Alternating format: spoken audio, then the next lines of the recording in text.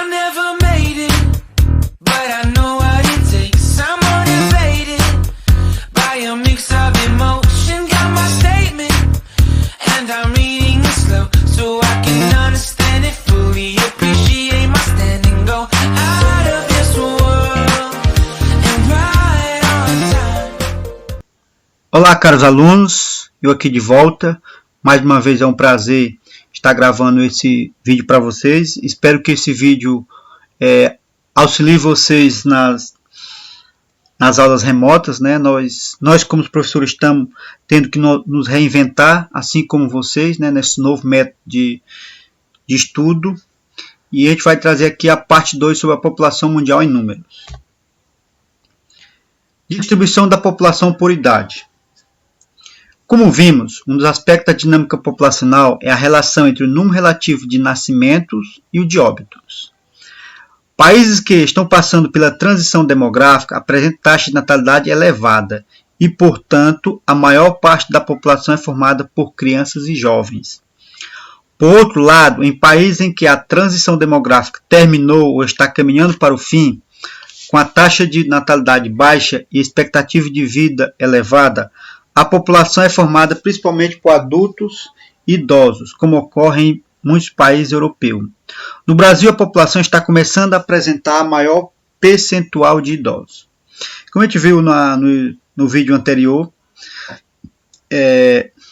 falando, né, a gente percebe a diferença entre os países da Europa, da América do Norte e o Japão, já estão num momento da transição demográfica diferente, né, com taxa de natalidade baixa e expectativa de vida elevada em relação aos países da África e da Ásia. E aí existem os países intermediários que já tem uma menor taxa de crescimento, no caso Brasil, México, Argentina, mas ainda não se equipara aos países da América do Norte e da Europa e Japão, mas também já tem um ritmo de crescimento menor do que os países da Ásia e África. O mundo ainda é jovem. Observe o gráfico. O mundo e regiões percentuais da população em grandes grupos etários. Essa aqui é de 2017. Essa partezinha aí alaranjado é a faixa etária de idade de 14 até 14 anos. No mundo, 26% da população é até 14 anos. 16% de 14 a 24 anos de idade. 46% de 25 a 59 anos de idade, que é a fase adulta, né? E 13% acima de 60 anos de idade. E aí, se você for pegar aqui, por exemplo, África e Europa, que tem os maiores distanciamentos em relação a essa fase de transição de crescimento demográfico. Por exemplo, enquanto a África tem 45% da população até 14 anos, na Europa só é 16%, porque a taxa de nascimento é bem baixa. E o número de idosos na África é apenas 5%, enquanto que na Europa é 25%. O que diferencia esses números, além da taxa de crescimento, de natalidade, é a alta expectativa de vida por melhores condições dos países europeus, certo? Em relação aos países africanos. Quase a metade dos habitantes da Terra faz parte da população adulta, que abrange a faixa etária entre 25 e 59 anos de idade. Contudo, quando analisarmos atentamente os dados sobre as crianças e os adolescentes de 0 a 14 anos e os jovens de 15 a 24 anos, notamos que esses grupos somados representam uma parcela importante da população mundial.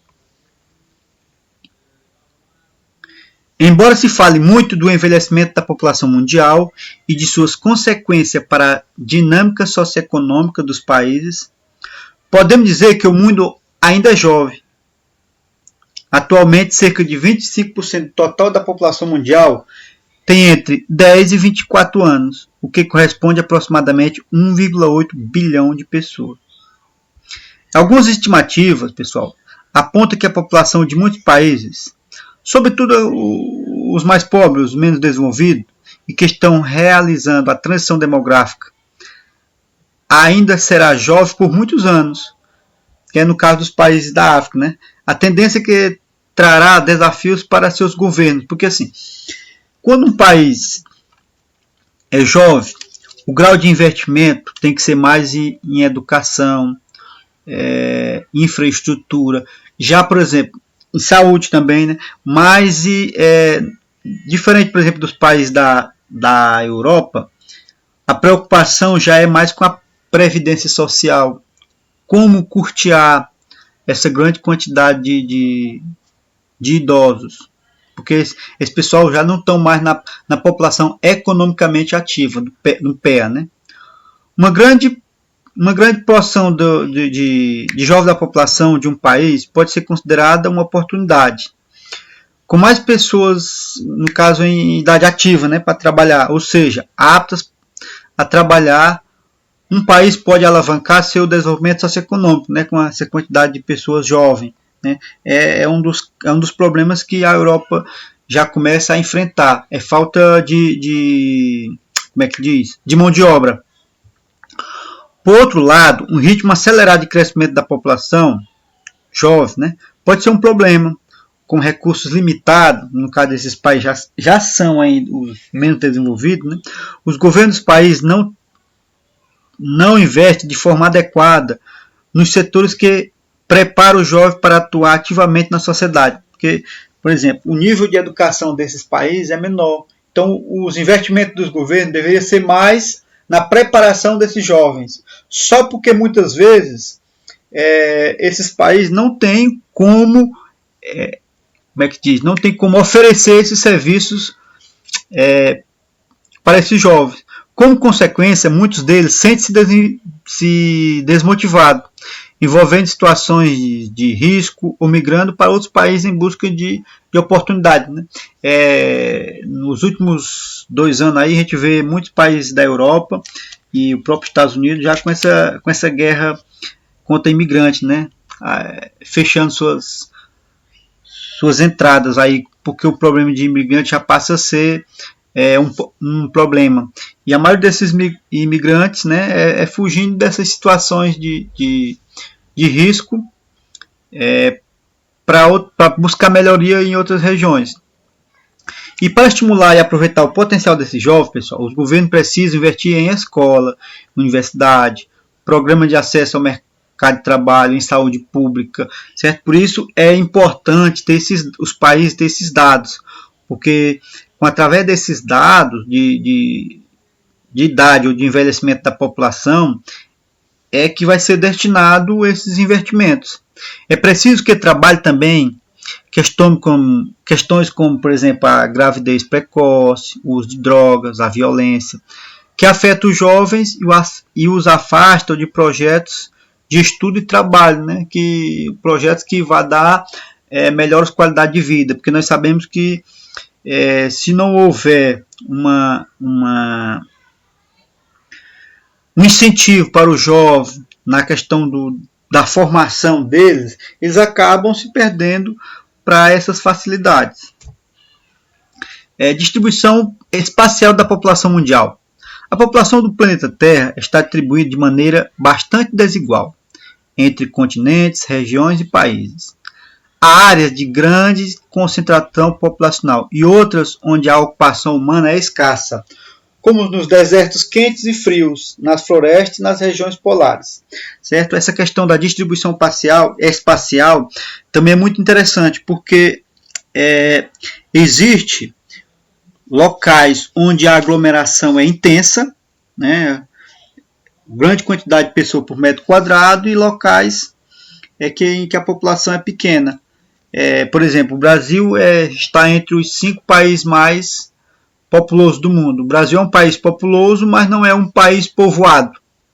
Por exemplo, se comparar com o Bangladesh, né? Bangladesh tem uma das maiores